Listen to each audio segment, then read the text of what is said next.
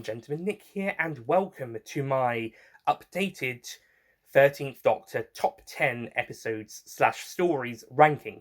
So, back in May 2021, after doing the revisitation reviews of the 13th Doctor stories up to Revolution of the Daleks and also Series 10, um, I did a top 10 list of stories for the 13th Doctor's era up to that point, and that basically wrapped up my reviews of every Doctor Who story up to that point.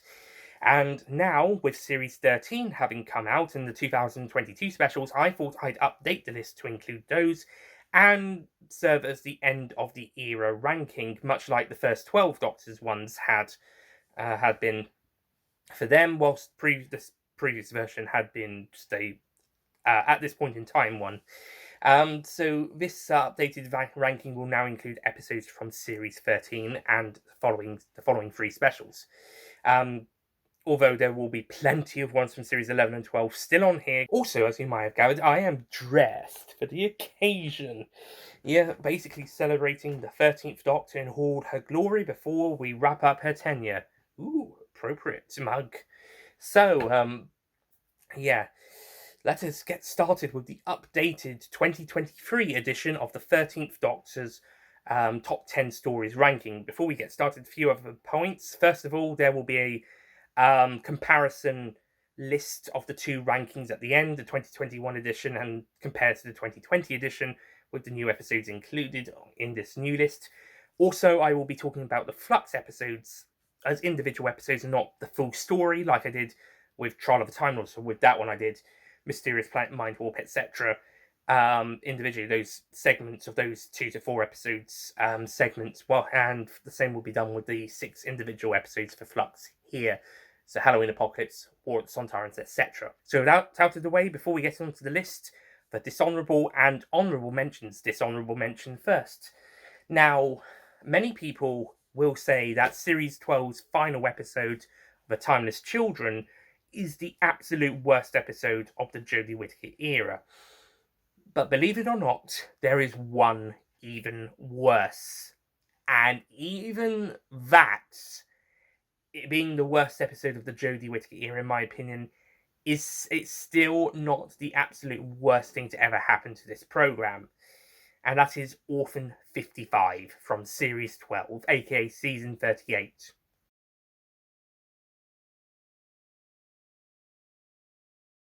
Yeah, like I said, not the absolute worst thing in the programme. There's way worse in previous Doctor series. Heck, if Twice Upon a Time counted as a 13th Doctor story, then that one's even worse than this one. That one would count as the worst. But, yeah, that being said, it's still the worst story of the 13th Doctor's era. It's still pretty bad. It's still badly handled, written.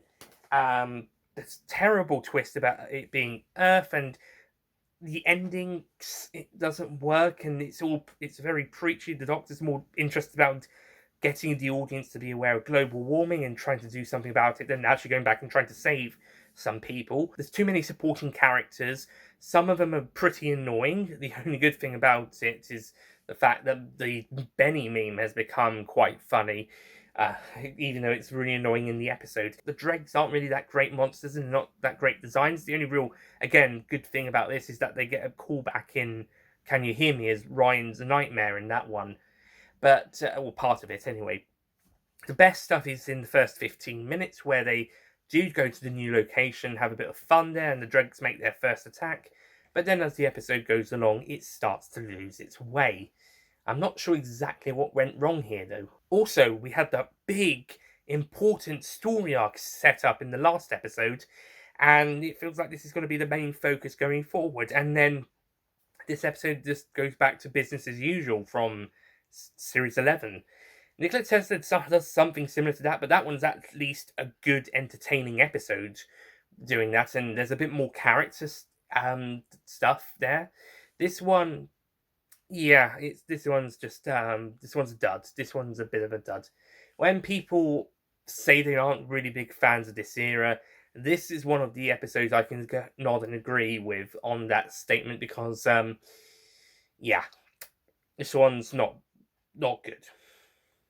I know there's fans of it out there, so I apologise to them, but I'm with the consensus of this one not being that great. Again, not the very worst of the show, but it is the weakest of Jodie's era. That being said, if this is the weakest of Jodie's era, it's not as bad as some other people are saying the era is, episode wise.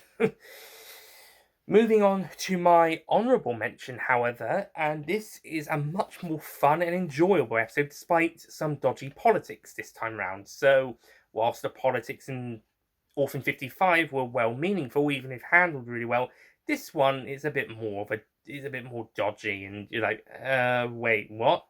But they're released in a really good and fun episode from Series 11, Season 37, Kablam!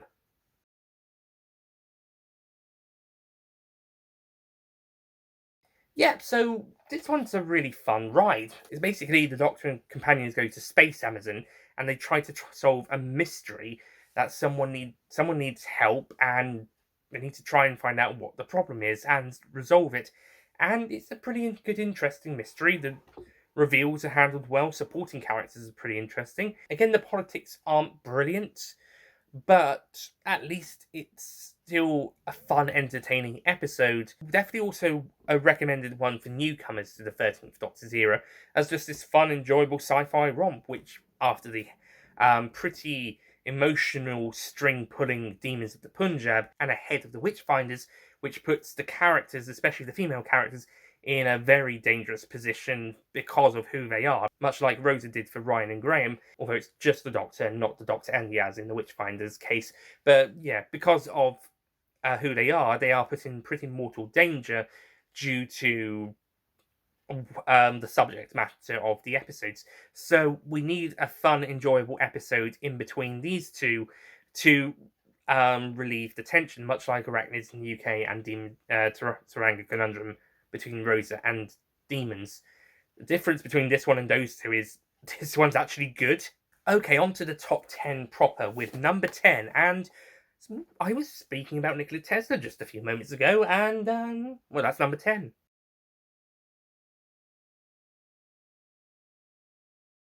From season 38, series 12. Nikola Tesla's Night of Terror, like I said, doesn't really tie into the overall series arc of series 12, much like Orphan 55. But the difference between these two episodes is that, again, Nikola Tesla is a good episode. This is a fun, enjoyable, historical, continuing the trend of the great historical episodes. There's only really one historical episode that's bad in this era, and that's Legend of the Sea Devils, or meh at best, in my case. Apart from Witchfinders, and I guess to a lesser extent this one, the others are phenomenal. But yeah, this one's still a really brilliant episode. Interesting to see the character interactions. It's a much smaller main supporting cast this time, and there's some good character stuff for Yaz to do here as well. Alone from the Doctor or Ryan and Graham. With a smaller supporting cast, we can focus on said supporting cast members, and we get to talk to Nikola Tesla, and we get to understand him really well and what makes him and Edison tick, and Miss Skerritt, and the villains. Whilst not the greatest villains of the series, the idea of the Skifra stealing stuff from other races and getting other races to sort of build it for them because they're too bloody lazy is really interesting. They're lazy to not make this stuff for themselves, so they steal it from some people and get other people to make it or fix it for them, but they're happy enough to go out and do the stealing and the kidnapping and the killing and so on. That's good. That's really good writing there. This is a fun episode. This is pretty good, and yeah, I'm ashamed of myself for not liking it more when it first broadcast. This is one of the ones I've actually come round to more on a rewatch, like with It Takes You Away and War of the Sontarans, as opposed to on the first ring, whilst other times the opinion will go down, like Legend of the Sea Devils. So overall, Nikola Tesla's Night of Terror is a really fun and enjoyable episode. It might not have much to do with the Series 12 arc, and it's still business as usual, but at least it's done in a good way, unlike Orphan 55. Number 9. Now, number 9 is technically counted as part of Series 11, But since I'm holding up these DVDs and Blu-rays, it's included on the Series 12 DVD and Blu-ray, and that is, of course, the 2019 New Year special, Resolution.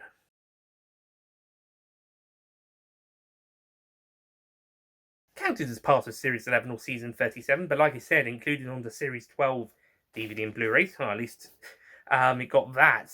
Revolution of the Daleks didn't get included on either that or Series 13, which granted, Series 12 was released on DVD Blu-ray at the start of May 2020, and Series 13 is focusing on Flux. But ouch, that is really mean. That Revolution of the Daleks was given a Twice Upon a Time treatment. But like I said before, Twice Upon a Time really had no excuse not to be included on Series 10. They could have easily delayed that box set. Anyway, so Resolution, technically Series 11.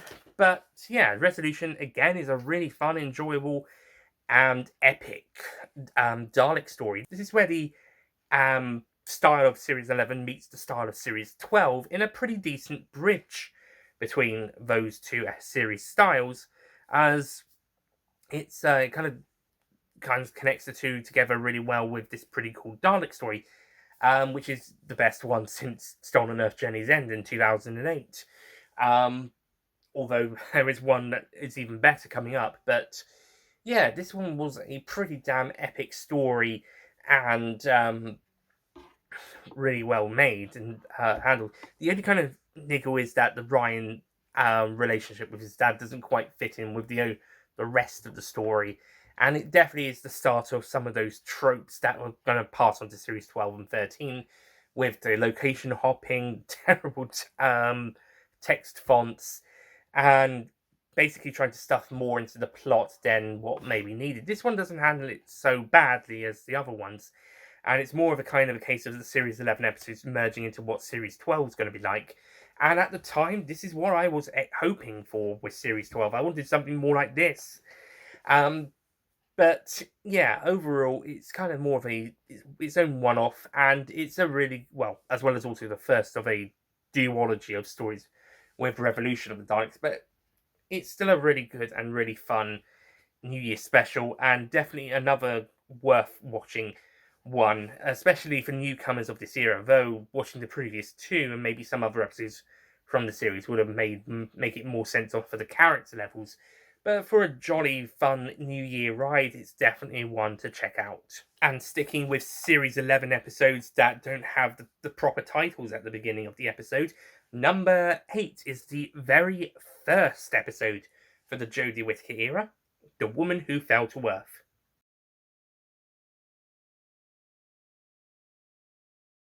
This is a really good post-regeneration story. I'd probably put it midway on the Doctors 9 to 13 post-regeneration stories, like it's in the middle, because I like 10 and 11s more, but I like it more than 9 and 8, 9 and 12s. Even though Rose was a really good start to the whole show of the whole revival.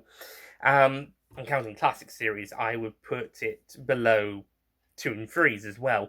But it's still a really good opener. It's got a really cool storyline and a good, creepy, effective villain for this episode, not so much when he comes back.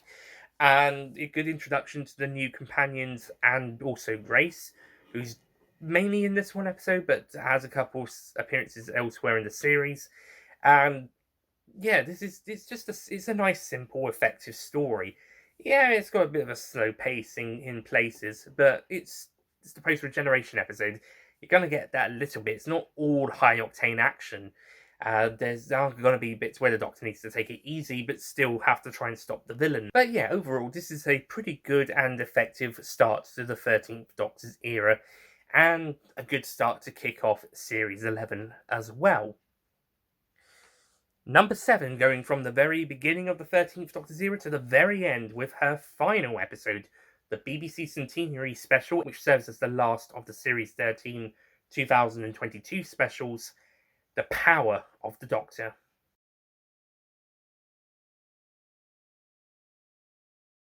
The epic conclusion to 13's era. Yes, maybe on a script level it's a bit messy regarding the Master's plot, and there's a little bit too much going on here, but this is the final showdown for the 13th Doctor versus her version of the Master, played by Sacha Dhawan.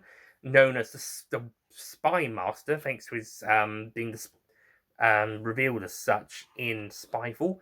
And yeah, this is just an epic story. I won't go too much into this one because I've recently reviewed it for Universals, as well as talked about it in the reflections log, and I've even talked about it a little bit in the previous ranking on the 2022 specials. But let's just say this one was a heck of a ton of fun. Like I said before, this is the most fun I've had watching the Doctor Who story since the 50th anniversary special, the Day of the Doctor. So I'm hoping the 60th ones will make me feel even more like happy when watching them, make me even more fangasm and giddy as a schoolboy, etc.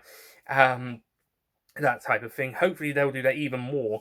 So yeah, but yeah, this was a really great one, and even whilst my opinion on it has dipped a little over the year, well, a couple months, over the last few months, it's still a really good episode overall, and I think it handles stuff for the most parts quite well, apart from the overall story arcs, because Christian was just letting that there to be a bit more ambiguous. He sets stuff up and then he just leaves it, in which case, what was the point? I don't know. But as a story, this one is a pretty damn good ending for the 13th Doctor. And yeah, like I said in the last ranking, my second favourite regeneration story of the new series after Eccleston's in 2005. Number 6 from one 2022 Series 13 special to another from the same specials mini-series comes my favourite of the 3 Dalek New Year specials, Eve of the Daleks.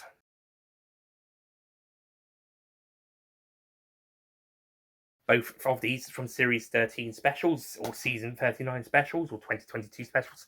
This one is the 2022 New Year special, and yeah, this one just is a nice, refreshing, standalone, 1 hour, bit of a get a bit of a mind fuck on the first reading, but once you know what the heck is going on, it's actually not that difficult to follow on repeat viewings. And yeah, Eve of the Daleks is a pretty damn brilliant episode. As I said in the previous ranking, it just sticks to one location that is made up of sets and don't have too much CGI in it, as opposed to most of the other episodes in this era, which have a heck of a ton of it for some reason. Again, I know Flux and the specials were under pandemic restrictions, but this era is still very CGI heavy, not just like for monster designs or locations or some visual effects. It's like the visual effects are just super noticeable as compared to series 1 to 10s. But in this one, toned down, mostly a practical episode, bar a few couple necessary effects, and just a really great episode. Annette Lefeur, I think, was the director. She did a great job on directing this episode and just make it so compact and tight with a small cast and on making a complicated storyline work really well. It's great. It's wonderful. I know some people don't really like it. Some people might find it a bit messy, but I think this is one of the kind of makes more sense, and maybe not polished, but certainly on that way. It's definitely one of the strongest in this era, and I definitely recommend people checking it out. And I know a lot of people aren't so fond of it as being an end coder to Flux, but I kind of think it's a decent end coder to Flux, even if it doesn't really handle the ramifications of the whole end of that series of thing. I guess we'll just have to presume the whole universe is back to normal then, guys. But yeah, that's one niggle about this one, is that it doesn't really establish if the universe has gone back to normal after the Flux, or if it's been fixed or reversed or whatnot. We're just carrying on as normal, I guess. Oh well, never mind. Moving on to number 5.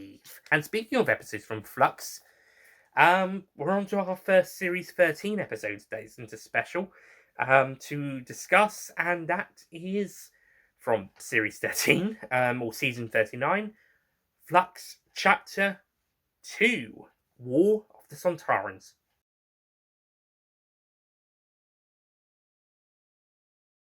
This one was a really great episode, a really strong historical episode, a nicely made episode. After the previous one was mostly set up, and there was a heck of a lot of stuff going on in that and the previous 3 episodes.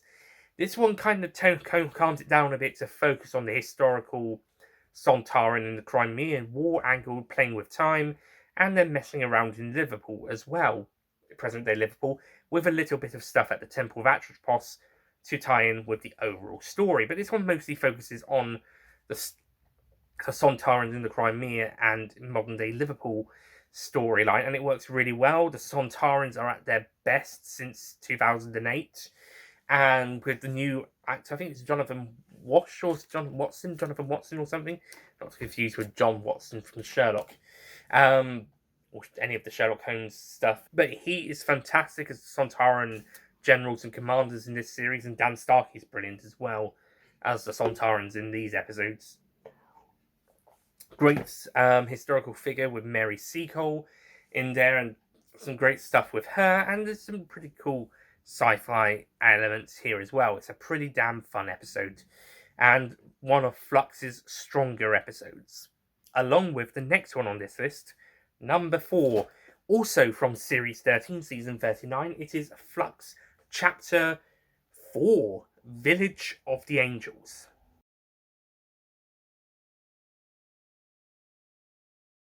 Now, considering 2 of my favourite episodes of the 13th Doctor's eras are Maxine Alderton co-written ones.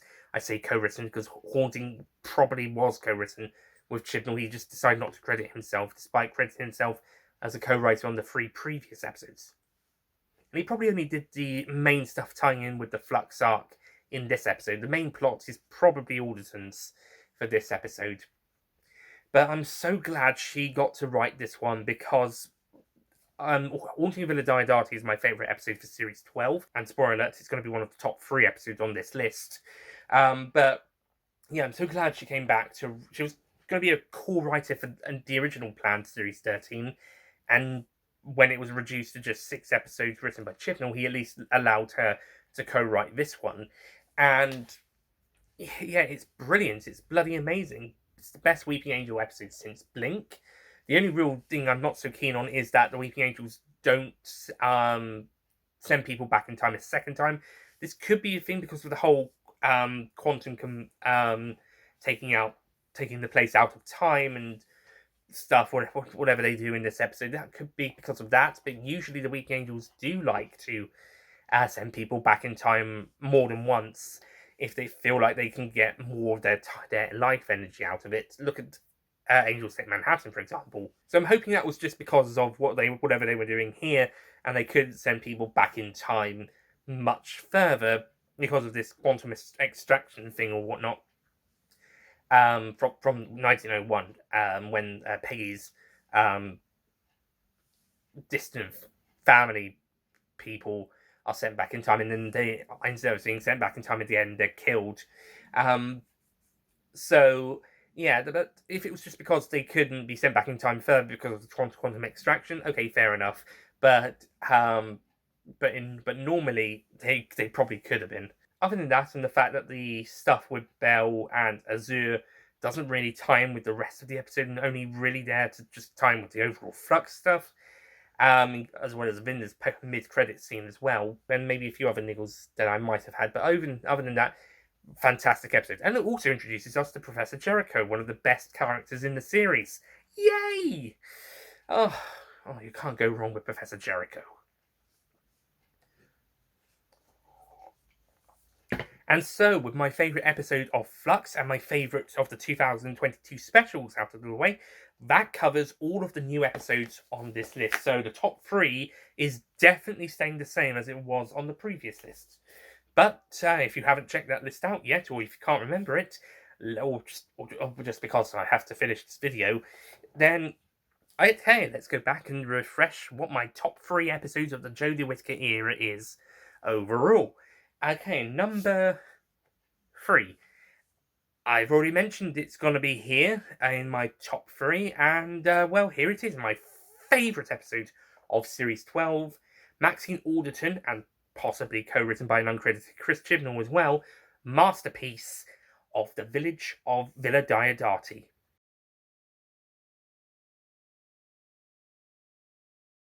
Now, after the Series 12 finale, there hadn't been a huge number of episodes I've been hugely into. Fugitive of the Jadoon was probably the one I was into the most, but that was mainly for the first part of the Jadoon investigation stuff, and then for the Fugitive Doctor reveal being super exciting at the time. And of course, Nikola Tesla went up in opinion later down the line. But when Haunting of Villa Diodati aired, that one was again a really nice breath of fresh air. It was a really fun, creepy, scary episode. And heck, there was even some tropes that I was partly expecting that got subverted, and there's some pretty interesting ideas. It is a bit of a shame the Cyberman came halfway into the story, and we could have a bit more of the horror mystery angle a bit longer. But I suppose if this was to be split into a two-part, 225-minute episodes like the classic series, it's a good cliffhanger.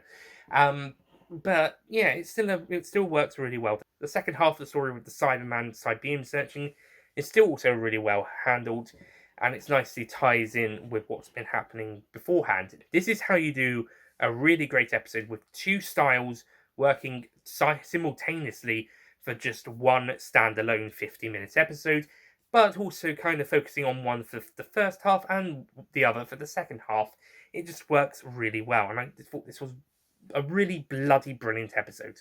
It's also the best episode on this list that isn't really a harrowing experience, because the next two on this list are quite tough watches, in all honesty. But this one's probably the best one that's the most fun or enjoyable, as well as spooky and haunting and exciting.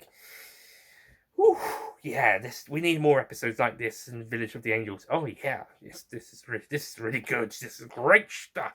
So we're down to two, both of them from Series 11, Season 37, and Series 12 is Season 38, by the way. And yes, I do have to say it's Seasons 27 to 39 as well for the new series. So with the last two episodes of Series 11 being listed, what could they be? Well, I'll tell you what they aren't. Well, previously the Ghost Monument I know was an honourable mention, or at the very least at the back end of this list on the old one. Arachnids in the UK, Harango Conundrum, Witchfinders, It Takes You Away, and Battle Ransko out of Kolos aren't. And I mentioned Haunting Villa Diodati was the best one that wasn't a harrowing experience. So that just leaves the two historical episodes that aren't the Witchfinders from this series, and yeah, that's Rosa and Demons of the Punjab. And my number 2 favourite episode of the Jodie Whittaker era is Rosa.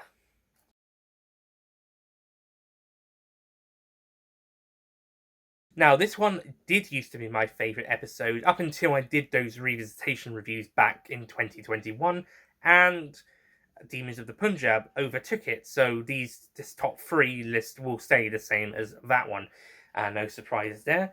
But yeah, the reason this one was my favourite for so long until Demons overtook it was this was a really strong episode. And it still is. It's a really strong episode, really good character look at Rosa Parks, as well as the main cast trying to make sure she did her famous protest by refusing to give up her seat for a white passenger on the bus when segregation was a big thing in the 1950s and kickstarting the civil rights movement. They didn't want to witness it, and frankly, I think we didn't really want to witness it either, in honesty. But they had to make sure it happened, otherwise time would change and things wouldn't get better for people. And there is this dickish greaser racist from the future who really wants to do that, so we gotta make sure he doesn't succeed. The only real downside to Rosa is that the main villain doesn't really have much of a motivation besides being a space racist. Other than that, this is a pretty damn brilliant episode. I know some people have criticised it for being like a lecture or a history lesson, but I think it was handled really well in a pretty good way, and I think the direction also makes it look really visually stunning. There's even a couple of funny moments I noticed on my latest viewing for its revisitation review back in 2021. There was actually a couple of funny moments in between the darker ones. So Yes, there is a lot of harrowing moments in this one. There's a lot of nasty, uncomfortable ones, but there's a little bit of comedy now and again to ease the tension, to break the ice, and to keep it flowing. So it's not all doom and gloom, at least. And last but not least, number one, my favourite episode of Series 11, my favourite episode of the Jodie Whittaker era, and along with Rosa, one of my favourite episodes of the 2010s is Demons of the Punjab from Series 11, Season 37.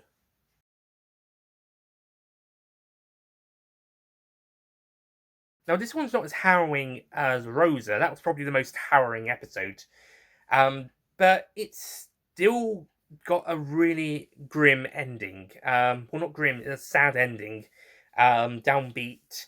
But it's an ending, again, it's got to happen for the sake of time and personal family history, as it centers on Yaz's family. It's set at a point in time where people are brutally killed for literally no reason, and the story combines this historical event with the character stuff really well and really likable and really enjoyable.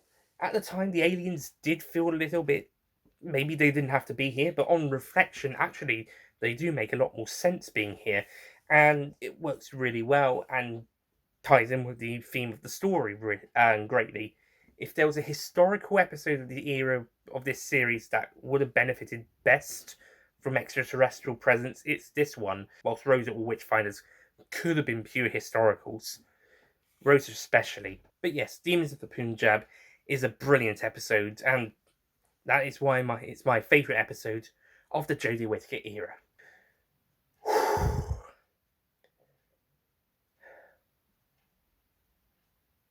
I'm done. I've completed the Jodie Whittaker era. I've completed reviews and rankings for every single episode since An Unearthly Child up to The Power of the Doctor. I'm finished! Okay, technically, there's a few I could revisit, and I have even done that a few times, mainly on Universals, and I could do new reviews for the stories that have been animated since 2020, so Web of Fear, I definitely have a new opinion on that. Even the Daleks, Galaxy 4, not so much for Abominable Snowman because I did one with the Universals, but that was a co-member one, so doing one on my own could be possible. And I didn't do all of the Matt Smith's minisodes when I did the main episode reviews at the time, so those have got to be done, and also Tortured Sarah Jenner reviews and Canine reviews as well, and Class Revisitation reviews. And whilst I'm not expecting to do Flux and 2020Z specials revisitations, that is not off the table. It's still a possibility. But apart from some other revisitation reviews on older stories and new reviews for animated stories, the Matt Smith minisodes, and reviews for Tortured SJA and K9, and possibly revisitation reviews for Class, and bonus reviews and rankings, other than all of that, we are done. We're finished for the time being. That's every single main episode done, and a few other bonuses on the way. That is it. We are finished. That's it. All 13 Doctors prior to the 60th anniversary. Oh, yes, that feels so good. Anything else now is either one of those other things that have got to be sorted, or just bonus rankings, bonus reviews, whatnot. Oh, yes. Woo! Oh, and Jodie Whittaker, thank you for being the 13th Doctor. You were fantastic. Absolutely fantastic. Here's to you.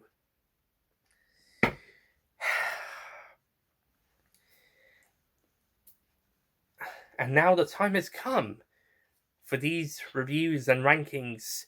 For the main ones. Like I said, there might be bonus ones. There might be some. Might go back and do some other ones like the animation stories, and of course, there's the spin-off ones and the 11th Doctor minisode reviews. But we'll see what happens. But the main reviews, the main Doctor Who reviews, will return in November with the 60th anniversary specials. And again, I am dressed for the occasion. Well, might not need the scarf, I love the scarf though.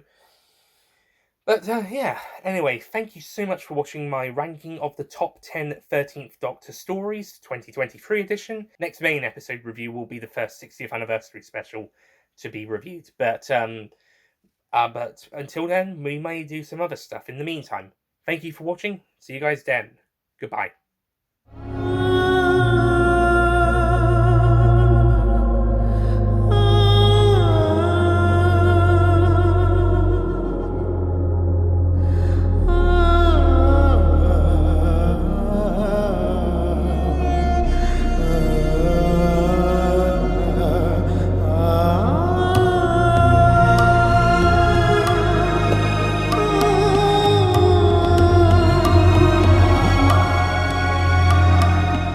Don't forget to click below to subscribe to the Nicholas Payne YouTube channel.